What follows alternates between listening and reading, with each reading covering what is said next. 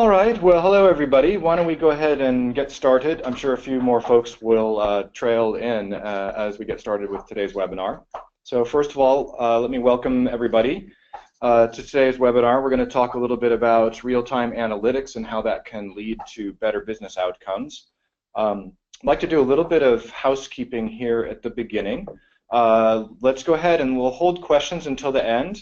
I think you can use the GoToWebinar interface to post questions throughout today's talk, and then we'll see how much time we have at the end, and we'll try to address as many questions as we can. And if there are questions we can't get to during today's webinar, we'll try to follow up over email afterwards. And hopefully everybody can see my screen, so let's go ahead and get rolling. There we go. So the first thing I want to talk about is really why does fast data matter, and why does the ability to make decisions in real time matter today? Well, from my perspective, ultimately it's all about responsiveness. If you look at a lot of the recent IT trends like cloud and SaaS and so forth, they're really all about the same thing, which is trying to figure out how to be more responsive to your customer while still reducing the cost to serve them. And in a lot of ways, this is really what the latest buzzword is all about when we hear the words digital transformation. When I hear these kinds of words, I think, once again, we're really just trying to figure out how to be more responsive to changing customer needs and changing business conditions. So ultimately, the more responsive you can be to your customer and to changing business conditions, the more competitive you will be. So what we're seeing today is that businesses are finding a huge advantage in the ability to make decisions as close as possible to the time an event happens. So going real time with fast data analytics really means you win. It makes you more competitive and your business is more successful. So one of the comments I hear a lot is, okay, real time and fast data sounds great, but isn't that really just for Wall Street? Isn't it just for the stock traders or the big internet companies? Well, at DataTorrent, we're seeing actually pretty broad adoption and production deployment of real-time analytic applications across a lot of different industries. And so I wanted to share this recent survey that we uncovered that kind of illustrates the point. We're seeing customers deploying into production in advertising, in media and entertainment, certainly telco, online services is a classic one. The point is, at DataTorrent, we're seeing customers, financial services as well, across many of these different sectors. And so, not only are we seeing it, but we're starting to see surveys and research and market data that supports that perspective. So, as the study suggests, this seems to be really where business is going, and you need to be prepared. You might be thinking, well, I don't really have real-time use cases now. I don't have them today. But if you're not thinking about how to take advantage of fast data and real-time events and analytics, you might find yourself left behind.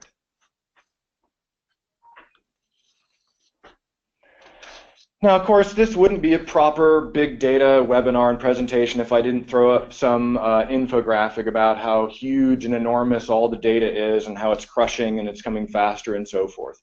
But the fact of the matter is it's true. I got to give a shout out to the folks at Visual Capitalist here. I grabbed their infographics. They create some really cool infographics. They create one every day. And this one in particular, is illustrating once again, we're generating more data than ever before. And the point here is that more of that data is collected and processed in real time. This is especially apparent when you look at the explosion that's happening when it comes to the kind of data that you can get off of mobile and GPS and IoT and web and point of sale and so on and so forth.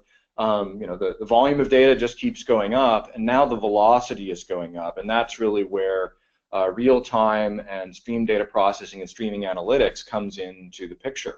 So, from our perspective, many businesses have realized the strategic advantage of the big data they're accumulating, and they need to unlock the value of both the data at rest and the data that's coming at them in motion really quickly. So, they need to create order from chaos and get more responsive to their business and more responsive to their customers.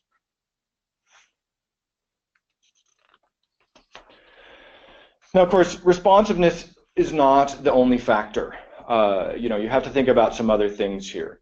The challenge is to figure out how can I be highly responsive either to changing conditions or to my customers without sacrificing the cost to serve customers at scale. So you can't forget, of course, about the need to remain agile, so you can take advantage of new technology innovation while still maintaining operability so you can run your business with confidence. And so whenever you think about these changes and fast data analytics and what's going on, you really kind of have to consider these different factors. I was thinking about this on the drive in this morning and how, in a lot of ways, cloud gives you agility, and certainly we deploy in the cloud as well.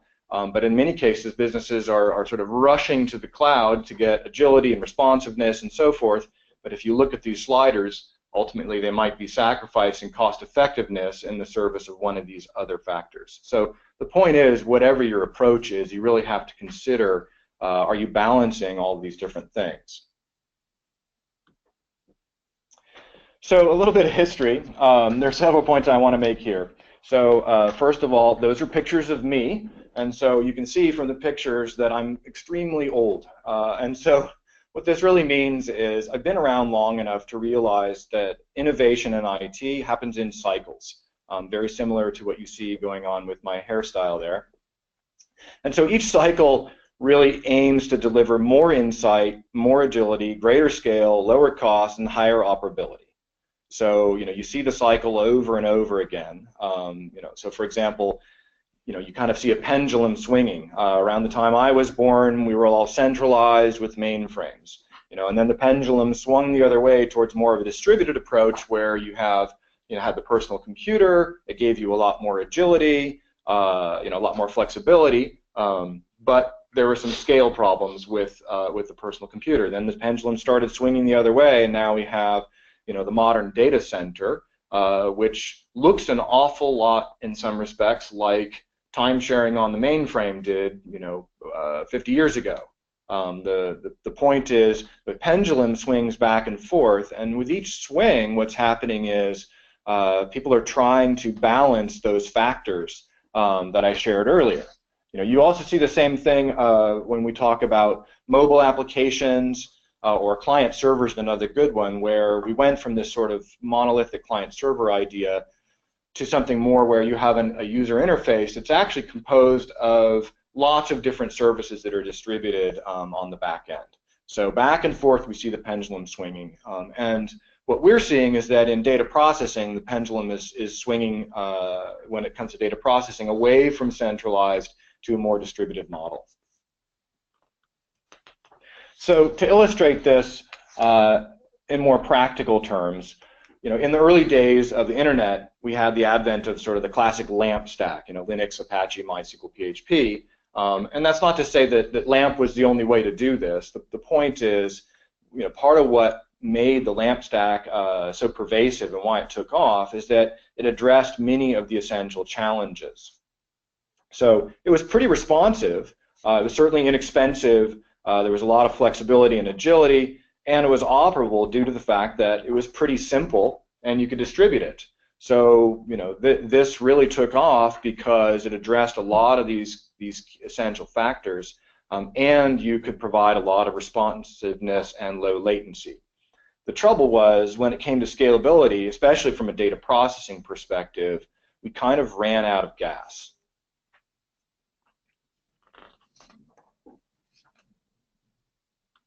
There we go. So with big data at rest, what took place there is from a data processing perspective, the pendulum started to swing the other way. So as the internet took off and as scale got much larger, we centralized everything into the big data cluster, and once again we kind of got back the scalability we wanted. The innovation in Hadoop and big data meant that now we could produce insight from unprecedented amounts of information. That wasn't possible before. Trouble was, we also, in the process, sacrificed some responsiveness and a bit of agility and operability along the way. So, you see this reflected today in a lot of the articles talking about big data complexity and the challenge of getting to outcomes, the hard time people are having finding, folks with the right expertise. So, this to me is kind of illustrated when you think about it from the perspective of these different essential factors.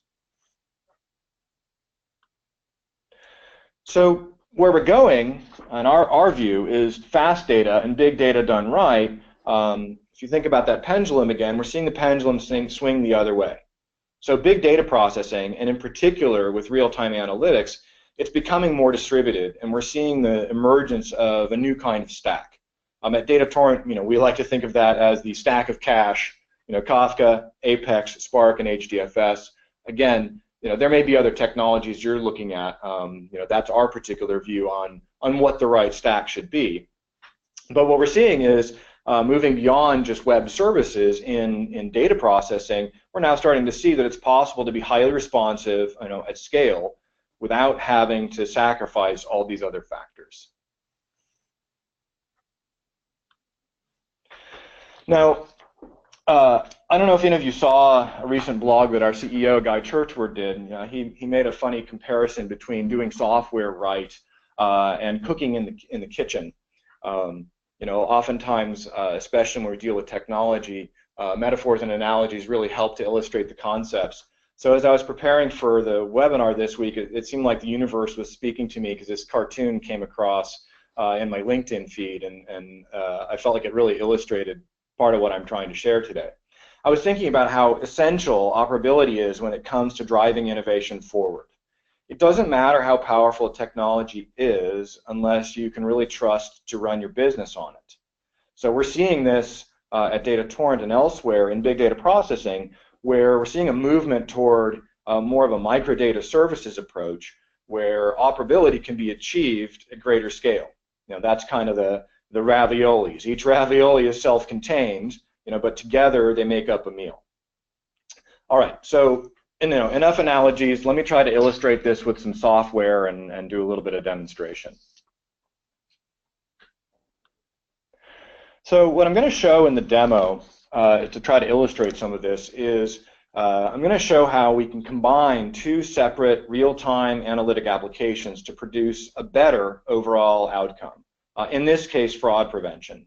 Now, these applications could be in different departments or even deployed in separate locations. You could have one in the cloud. You could have one that's running on premises. The point is, when we loosely couple them, we avoid the kind of monolithic architecture. That was the lasagna picture in the previous slide. We avoid the lasagna, and we enable each application to evolve and scale and operate and improve independently. So we allow these applications to serve their purpose and run very well on their own, but by loosely coupling them, we can also produce an even better and more effective outcome. So if you look at the picture, the two applications I'm going to stitch together, the first one is our Omnichannel fraud prevention application. So this application analyzes huge numbers of incoming payment card transactions in real time with low latency in order to be able to make a decision about fraud in a time period that still matters. So in other words, if you can make the decision with the best information possible, then hopefully you can prevent fraud from happening and certainly prevent further fraud from happening. So this is a really big deal when it comes to online fraud and the number of different ways that the fraudsters are coming up with to commit fraud. So, a typical transaction is shown here. It might be from a point of sale or online or even a mobile purchase. That's the idea of omnichannel. And in the demo I'm going to show with the software in a moment, of course, we're not a credit card company, so we're using a data generator to create transactions. And then running that through our fraud analysis application so that we can do two things. One is produce facts, is something fraud or not, and the other thing is to be able to identify trends. Where's the fraud taking place, so we can understand both in real time and historically what's going on. The other application that I'm going to show, and we'll stitch together, is our online account takeover fraud prevention application. This is an application that we also commonly see in the real-time analytics world. And this is really concerned with processing real-time account activity events to determine if a customer's account has possibly been hacked. Again, hopefully fast enough to prevent serious account fraud from being committed. So a typical transaction or an event really is shown here, such as a log-on event or a log-off event. There's a huge amount of data that's happening here, and the ability to understand in real time what's going on can mean the difference between an account getting hacked or not, or at least the sooner you can know, the sooner you can do something about it. So the flow is actually pretty similar to the other application as well. It's a different kind of data, it's a different kind of analysis, but the flow is more or less the same. So what I'll show, and I promise I'll get to software in just a moment here, what I'm going to show is how we can take these two applications. On the top, we've got the account takeover application that's detecting potentially account hacks in real time, and we're going to couple it with our payment card fraud application. So we're going to do a loose coupling between these two things. What that's going to let us do is it's going to, when we share the outcomes between these two different applications, we're able to produce more effective results. So in this case, greater fraud prevention. And of course, although I'm talking about fraud and I'm showing you an example that's focused on fraud prevention, these same principles apply to many different use cases and outcomes. So it's, the point is not all fraud. The point is when you have applications that can share outcomes and evolve independently, you can produce a more, a better overall outcome, more effective, applications and software. So I'm going to try to see if I can show you a demo. I'm not going to quite do a live demo today. I'm going to show some videos that illustrate how we do this in our software. So hopefully our go-to-meeting gods are treating us well today. The first thing I'm going to show is how we add a simple connector to the account takeover application so that it can share outcomes with other applications. So let's see if we can get this to work here. So what we're seeing here is our account takeover application. This is in the DataTorrent RTS console in our software.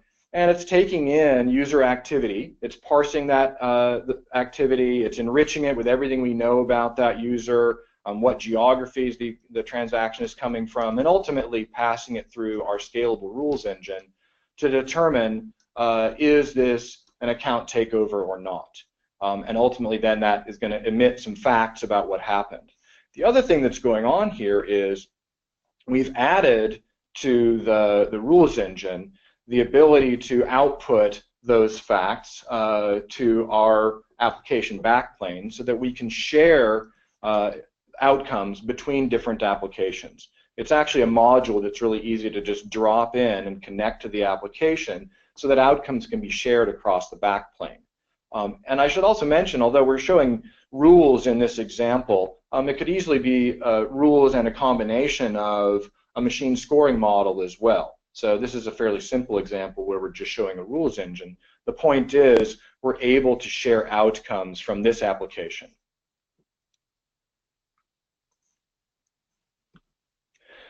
So the next step here is adding the receiving end on the payment fraud application.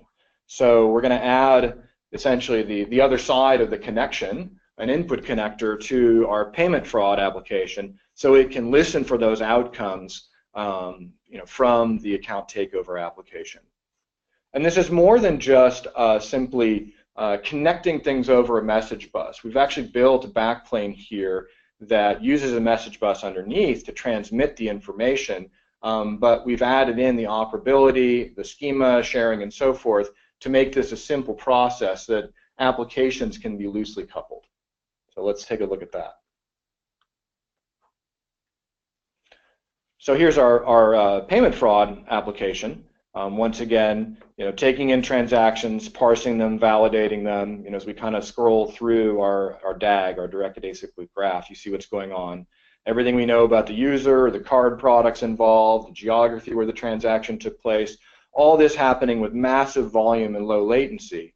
And then we've added in this input module that allows us to quickly plug this application into the application backplane so that we can listen for outcomes coming from other applications, in this case, account takeover.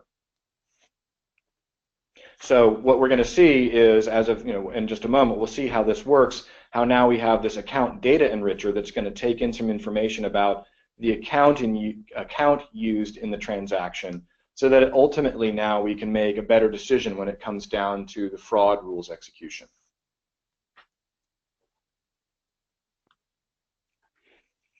All right, so to show how this works, we'll generate a transaction, a sample payment transaction, using Kafka. In this case, the application is connected to Kafka to listen for payment transactions. And we'll generate a sample transaction to show that the purchase is approved. So we'll just generate a sort of standard transaction so you can see how it works. So in this case, we're just talking to the through the Kafka console or the console to send a transaction to the topic, in this case the fraud application test. And what you see with all that text up there is the transaction. But of course, one thing we have to confirm here, and I'll show you, is that we have to, in order for this all to work, we actually have to add a rule in our payment fraud application that listens for the potential of, is an account hacked? So just to kind of break this down, what we're really looking for here is, in the event that someone's online account is hacked, we want to know about that when we're processing credit card transactions, because being able to know between those two applications that, hey, your account's been hacked, and also now we're seeing some activity on your credit card, those two things together can be used to make a better decision. So ultimately what it really means is, if we find out from the account takeover application that maybe your account has been hacked, we probably want to flag your account that there's been some suspicious activity, and let the payment transaction fraud application know about that so it can make better decisions. So in our rules engine, we've added a simple rule here for the purposes of the demo that looks to see if that suspicious activity took place over in the account takeover application. So just to take a look here, what we're looking at here is the simple rule language that's used behind our CEP rule engine based on rules, and so we just add a simple rule to watch to see if the particular account has been hacked.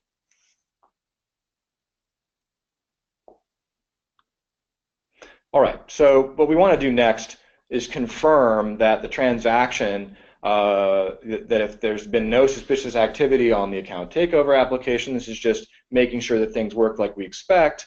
We add the rule. Now we're going to send in a transaction. We fired in a moment ago a transaction via Kafka. Here it is. So we'll send that in. And now in the DataTorrent console, we can look and see. We're just basically filtering on the transactions. Normally you wouldn't do this because the transaction volume is huge, but we're just doing this for the purpose of the demo. And we can see for user ID 100, the account isn't flagged, so we haven't heard anything about suspicious activity from the account takeover app, and so this transaction is allowed to proceed as we would expect.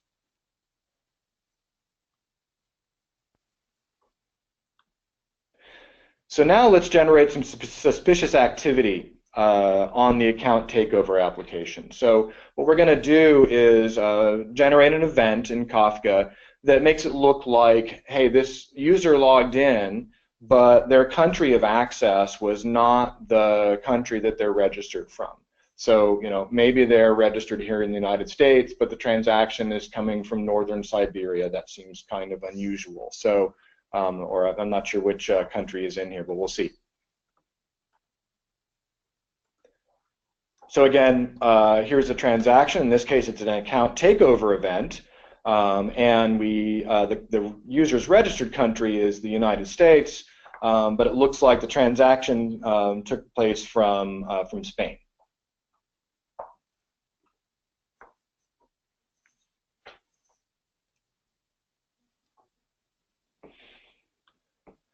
So now that we've generated that suspicious activity, we're going to create a new payment transaction. So what we're doing here is we're generating now a new payment transaction after the suspicious activity took place. So it looks like there was some funny business going on with your account. Someone was logging in the account takeover application has signaled suspicious activity for this particular user's account.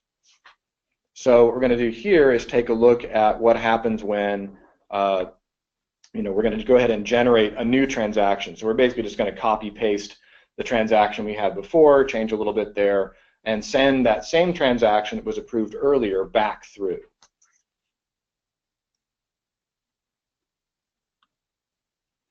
So what we want to do now, finally, is confirm that this all worked, that did the sharing of outcomes actually produce an overall more effective outcome.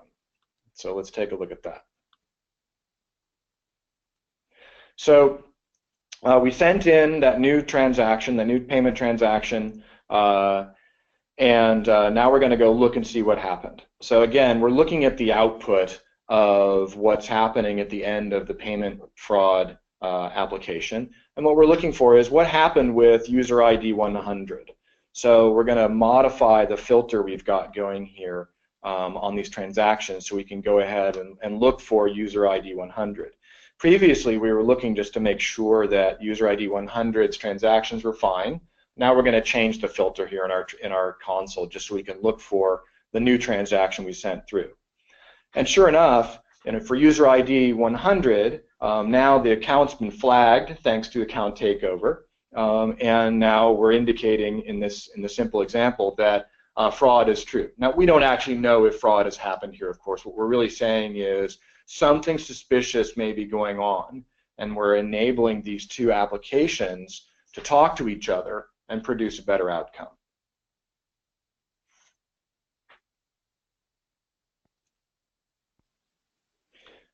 All right, so that was kind of a simple demo, but let me try to talk a little bit about what it's really showing and what the implications are. So the example I showed was really, connecting or stitching together two independent applications. But when you think about even a single real-time analytic application, the same principle applies really well. So what I'm saying is that the way we think about real-time applications is that a successful real-time data processing application can consist of potentially many different microdata services, each with its own scalability and operability, working together toward a common outcome. So obviously this is a stylized picture, but the point I'm making here is just as we stitched together account takeover with omnichannel payment fraud to produce a better outcome and still preserve that independence in those different applications, we can do the same thing when you think about a single application. This allows you to have a lot more operability, it avoids the lasagna picture and so forth. So hopefully you get the idea that in this case, it's not different applications, it's different microdata services. Like I might be ingesting data in real time, I might also separately be training a model and preparing data so I can enrich the events coming in. Ultimately, I probably need to archive some of that data for compliance or because I'm going to train models on that data later. And then, of course, as part of the same application, ultimately, I need to produce an outcome. So I have to analyze with the best information I have available so that I can take some kind of an action, either to produce something more responsive to a customer or respond to a changing business condition.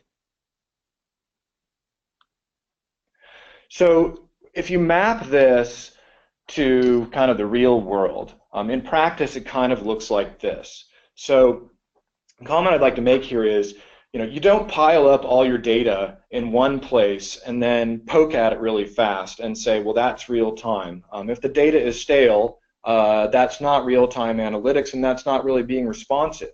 There's nothing wrong with data lakes, don't get me wrong.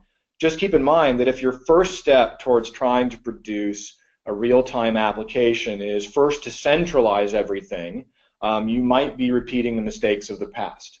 And that's kind of my joke about being old. I've seen the pendulum swing back and forth. So if that's your first instinct, is to centralize everything, you've got to think about those factors I talked about earlier. So instead, a successful real-time application consists of many different microdata services that are working together to produce a more effective outcome. And some of you might have many different sources of data, numerous different data lakes and ponds and puddles and streams and so forth. The point is, don't start by trying to get all of that into one place. And if some of you are also thinking, well, gee, this is just kind of like what people do with service-oriented architectures or distributed web services and so forth, the answer is yes, this is just like that. This is where data processing is going as well. Those patterns are out there because they work.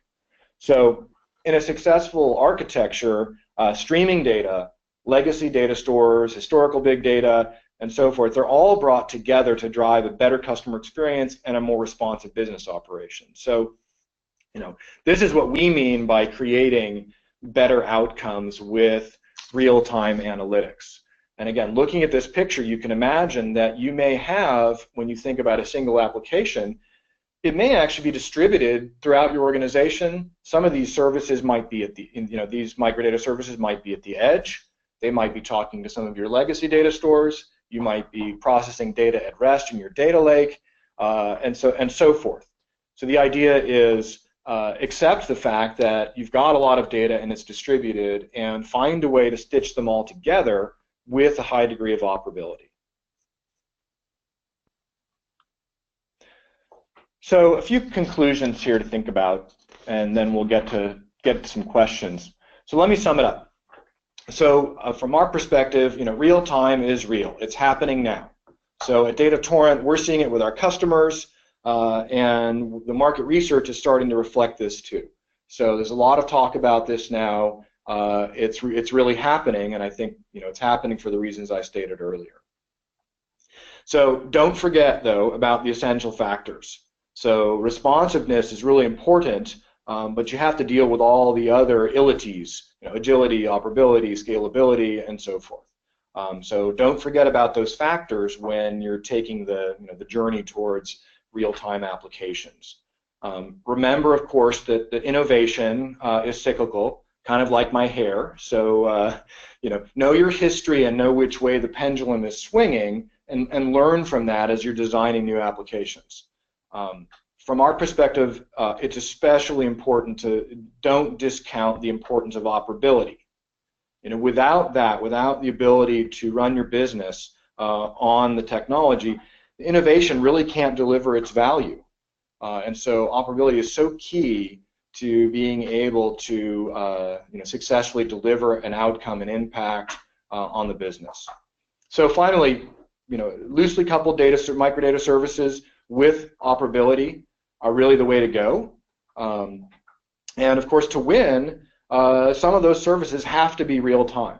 So we're not saying everything has to be real time. We're saying to produce the best outcomes, you need to produce applications that take the best of what you know right now with the best of what you know historically, and combine those to produce insight and action. All right, so that's enough of PowerPoint. I'm going to go and look and see what questions may be coming in, and we'll see what we can do here. So let's see. One of the questions here is, if we have two data sources and there's some mapping required to sync up the data models, where does the mapping happen? So great question. There's a couple different ways to think about it. So first of all, if we think about it from a DataTorrent product perspective, our platform has inside of it a schema repository, and so operators and applications, operators being those circles that do the data processing, and the applications themselves have schema awareness. So you can define the schema either at the operator level or at the application level, so that those two different data sources can know about each other and know how to be able to sync up on the data model. So this is a key component of what we've built into the product when it comes to what I called earlier an application backplane. So the connectors, that output and input connector I showed earlier, handles the schema conversion and the mapping. It's not quite plug and play, but it's as close as we can get it when we're talking about large-scale data processing. So let's see. The next question is, how to plan and budget for real-time application analytics. So the question is, how much storage, how much to machine learning, how much to visualization, and so forth.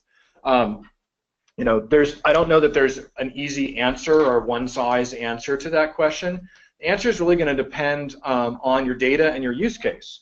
certainly here at DataTorrent, we can help you with that estimation. The way you kind of walk through the thought process here is, you have to look at kind of do an inventory. What are the data sources that you have coming in? What are the data creation rates that you're looking at? When it comes to the machine learning part, then it's going to come down to choosing the right tools to work against the sources of data that you have. The point about machine learning here is we're the guys who can help you operationalize all the innovation that the data scientists are doing in machine learning.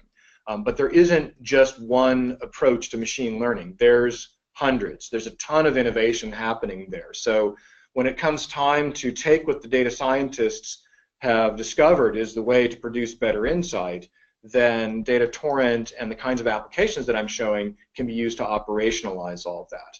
And then as far as visualization, again, depends on whether you're talking about visualizing real-time data or data at rest. There's lots of good choices there. So I'm not sure I can give a simple answer as far as budgeting goes, but I will say this about visualization. You can't improve what you can't measure, and you can't measure what you can't see.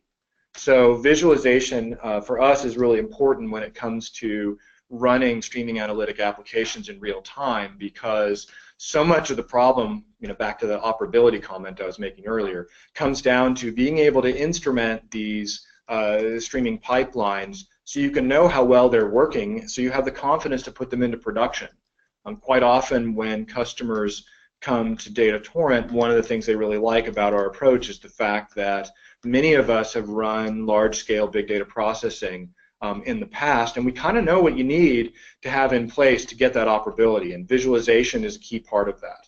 The other aspect, of course, of visualization is being able to understand the trends, understand and explore the data, and again, we provide tooling, and there's a lot of other tooling we integrate with to do that. So, happy to follow up with whoever that question came from later on.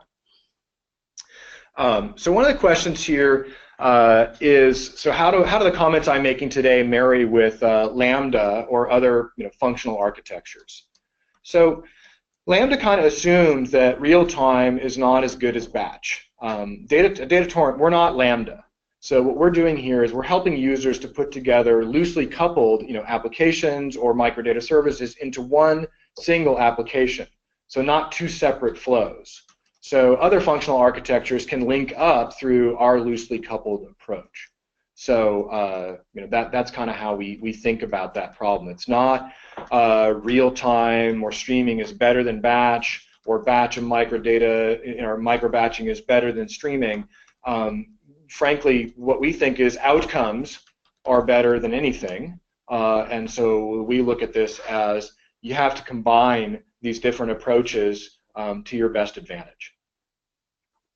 So another good question coming in here, in an instant messaging application, what do we advise when it comes to monitoring the message size in real time?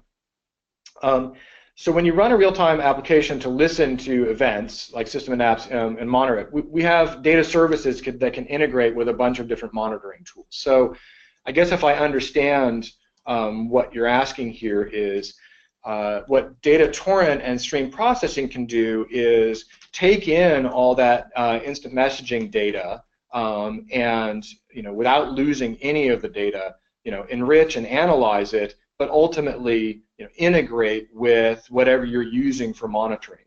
It's kind of a tricky question in that quite often DataTorrent and streaming analytics will be used to monitor events in real time, but then also our platform, our product, integrates with common monitoring and notification systems when it comes to the operability side of the equation. So it's kind of funny because we can be used to deliver greater operability for an application, and we've built operability into our product itself. More good questions coming in. So how do you consolidate events coming from different sources by the event time?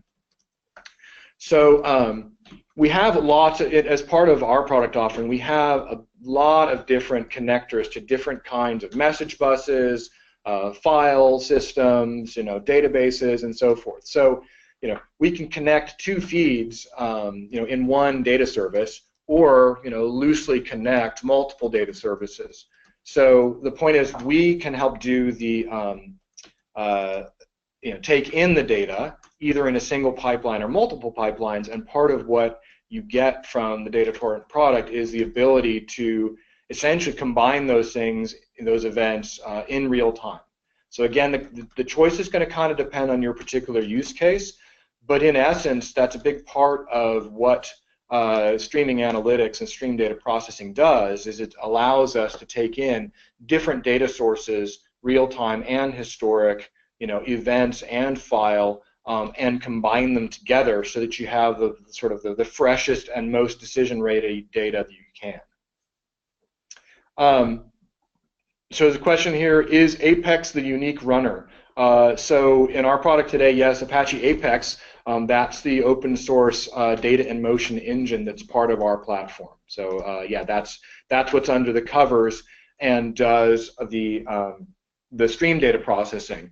But it's not everything that is our product, because again, Apache Apex is a technology. We do a lot to wrap Apex and other open source technologies into our product.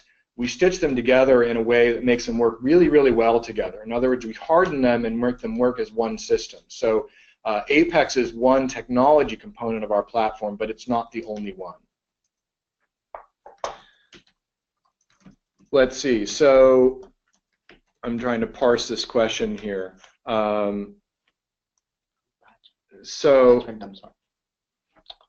to do batch file dump sort. So the question here is how to do a batch file dump sort, if I understand the question correctly. So we have operators as part of our library, and I think we have more than 75 different input-output and analytical operators as part of our library that helps you deliver applications really quickly. So we have file readers that can read files, in fact, as they're written into HDFS or S3 or NFS. So the point here is we don't even have to actually wait for a file to be fully written before we can start taking in the data and processing it. So let's say you're landing a file in HDFS. We can start reading that file with one of our input connectors and then start doing the sorting and parsing right on our operators as part of a streaming application, or you can develop your own custom operators. Performance and operability wise, it's a much more efficient process and a more responsive process than traditional MapReduce, because we can start the processing right away. So someone asked about sort of a deeper answer comparing this approach to microservices versus what you're hearing from Amazon Web Services. So I think what we're saying here is it is similar in a lot of ways, except that the application backplane that we're talking about enables an easier way, perhaps, or a more complete way to loosely couple these microdata services. And furthermore, at DataTorrent, we're cloud agnostic. We run on AWS, we run on Azure, and we can run on premises. So what that means is you could deploy either a microdata service or an application in the cloud. You could also have one running on premises. The kinds of customers that we see quite frequently have use cases in both places. Furthermore, AWS is fantastic. They offer, if you remember those factors I was talking about earlier, a ton of agility and the ability to get outcomes really quickly. The problem is, if you look at those factors I shared earlier, especially for the kinds of customers that have the real-time analytic applications we're seeing today, cost effectiveness can be a worry depending on how deeply you integrate into AWS or Azure or Google. So that was my point earlier about be aware of those factors and what trade-offs you might be making, because you might be deciding I'm going to go to AWS because it's great and I can get an outcome fast, but you might be sacrificing long-term cost effectiveness if you're not at least going into it with your eyes open. So let's see, some of these questions are getting pretty technical, so so some of them we may need to follow up with over email. One of the ones that just came in is, do we need to run on a Hadoop cluster? And the other, and related to that, is do we use HDFS to store internal state for checkpoints and so forth? So today, yeah, we do run on top of Hadoop. We support every Hadoop distro that's out there, as well as Elastic MapReduce and HD Insight. So that's definitely a requirement. But to be clear, we really take care of most of the complexity for you. We're really only using Yarn as the resource scheduler, and then yeah, we're using HDFS to checkpoint state along the way. Although strictly speaking, we don't even have a strong requirement on HDFS. It really could be any DFS underneath that we're checkpointing state to. Longer term, we are looking at more compact deployments where, particularly for things like edge deployments and others, where we're looking at more of a cloud-native approach. The thing there is not because we don't like Hadoop, it's more the reality that in some use cases for us, we don't really need all the other richness that's provided in the distro. So if you think about it like a lightweight edge IoT application, we might want to have a much more compact deployment for that kind of a use case. So, all right, I'm looking at some of these other questions, everyone. So I think there's a couple more coming in, and then we'll probably wrap it up. Some of these are a little bit more technical. I don't want to give the wrong answer here, so we'll follow up with some of those over email. One of the last questions I see coming in here is, how is this architecture scalable? So there's a couple of ways to think about that. So first of all, the engine underneath Apex that we use, and fundamentally Yarn, is highly scalable. I mean, this is how we deliver things like back when I was at Yahoo and other of us, architectures where you have 40,000 servers, or 10 or 15,000 servers in a single cluster. So the underlying resource scheduler is quite scalable, and our fundamental data processing engine is also scalable. But we've thought a lot about the fault tolerance aspect along the way, the operability part and the fault tolerance, because if you don't have scale, if you have scale but you can't preserve data integrity and you can't preserve operability, you're kind of lost, especially for a lot of the real-time applications that we see. So you can't sacrifice data integrity for scalability. So that's a big part of frankly, why we created Apache Apex, was to be able to deliver scalable, responsive stream processing without sacrificing operability and fault tolerance.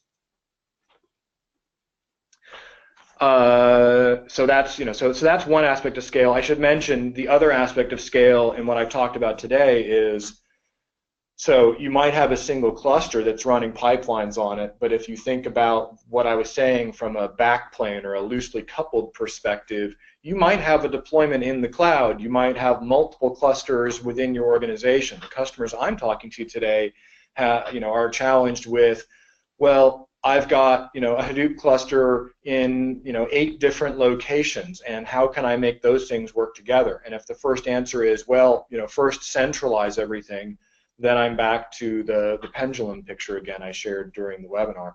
So the other aspect of scale is you have to scale within a single data center, and you also have to be able to be distributed and make connection across multiple data centers. So the last part of it is, if we have a Hadoop cluster, will we suggest Yarn or Mesos to manage DataTorrent? Again, we run on top of Yarn, so that's no problem. When it comes to Mesos, again, if you have a Yarn instance running on top of, with Mesos, chances are we can work with you. We don't support Mesos out of the box today, but depending on how you've deployed with Yarn, we certainly might be able to. One other question here is, can we run the pipeline on another runner other than Apex? So the question here is about can we do it with Spark, can we do it with Flink, and so forth. So I have a couple of comments about this. First of all, we get this question all the time. Hey, what about all these other runners? What about these other stream engines? So the first comment I want to make there is those are technologies, and at DataTorrent we're really focused on outcomes and operability. So we could spend all day talking about the differences between all these different engines and how one is better, is better than the other. Our focus is really a little different. We want to get our customers to outcomes. So we've chosen Apex as the engine inside of our product, but we can integrate with any number of different applications, again, using that loosely coupled approach. So, for example, when it comes to something like machine learning, you might be training your models using Spark, but then we can help operationalize the output of those models into a streaming analytic pipeline. So Apex is the primary runner inside of our product, but we look at those other technologies so that we can, again, try to stitch things together to produce a more effective outcome. So I know I'm maybe not completely answering the question here, but to be clear, in the product today, Apex is the engine we've chosen, and it works really well. But if your concern is one engine versus another, I would, ask you to think, well, what are you after? Are you after a technology, or are you after a business outcome that's going to make a real impact? All right, so I think we're just about at the end of the hour. The questions have slowed down. Certainly, it's hard to address a lot of these questions in a webinar like this, so we'd be happy to follow up afterwards, and happy to schedule a deeper dive, and we can kind of investigate further some of the questions that were asked today. Really great questions today, so I really appreciate that and all the engagement. At the end of the webinar today, we will have a survey. So please, if you don't mind, give us your feedback. Certainly we want to know if this is helpful. I want to know if I was helpful today. So if you can take the time, please do give us your feedback. And so with that, one last question. Somebody's asking, who are you? So at the first slide, I'm Nathan Trueblood. I run product management here for DataTorrent. I've been a big data geek and a distributed processing geek for a long, long time. In fact, I was at Yahoo with Amol, our CTO, back in 2012, and ran product management for Hadoop there. So I've been around for a while in data processing, and so anyway, so that's my name, and I really have to say it's exciting times we're in. At least as I shared earlier, I'm old. I've watched over the course of my technical career. The time it takes to go from insight to action has gone from 6 months to 6 milliseconds. It's really stunning to see what we're able to do, and that's why RealTime is particularly exciting. So anyway, thanks everybody. Appreciate the questions and your time. Hope everyone has a great day, and please do fill out the survey.